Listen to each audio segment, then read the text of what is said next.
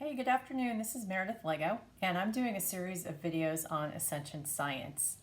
A lot of the content that I'm sharing in this whole channel, this YouTube channel, has basically come from a connection that I've been able to create with a being called Hilarion.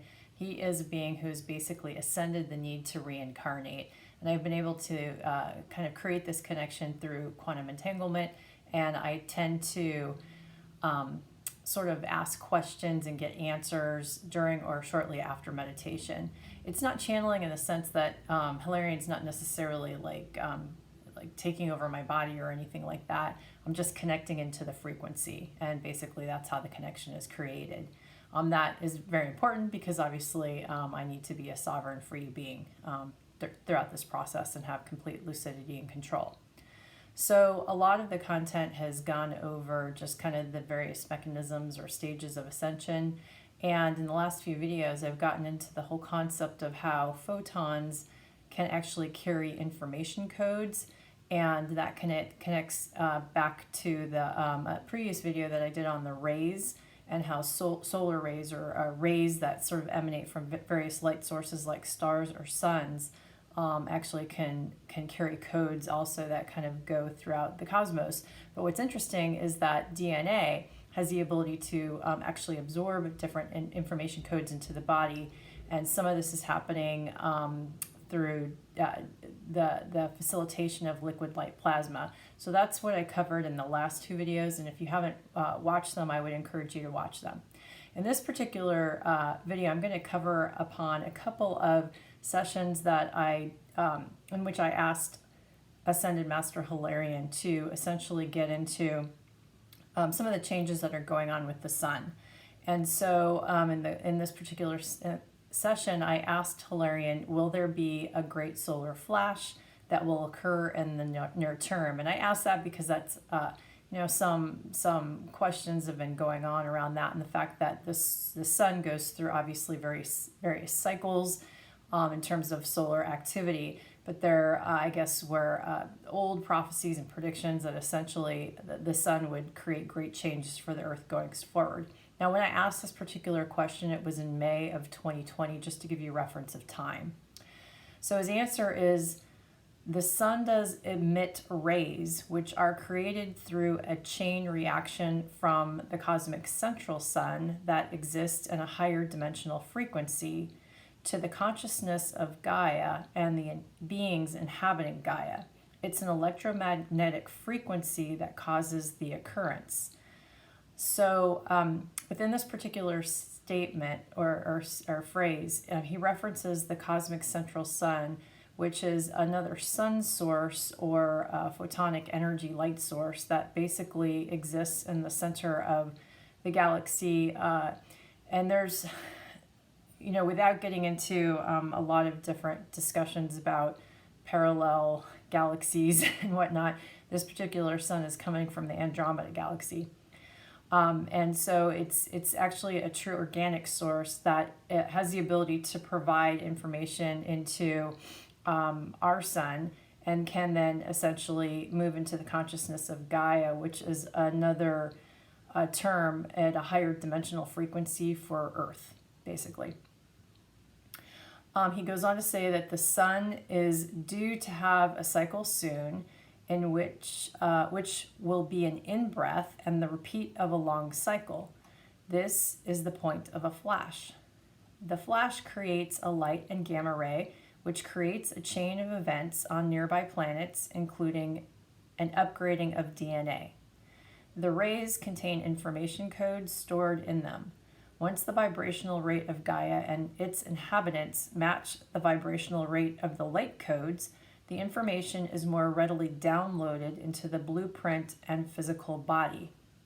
So I think that's important, that essentially when there's a good match of vibrational resonance or vibrational frequency, the light codes or the information that's contained in the photons and the light codes, which again, go to the last few videos that talks about how they've been able to start to prove this scientifically, is able to essentially download more into the physical DNA, but also into the etheric blueprint. So not only do you have your body, you have your emotional body, your physical body, your mental body, your etheric body, and within that there's sort of multi-dimensional bodies that have sort of a blueprint configuration that seeds how it is that your body, your physical body, and the other body types are going to sort of develop in this particular incarnation. So that's important.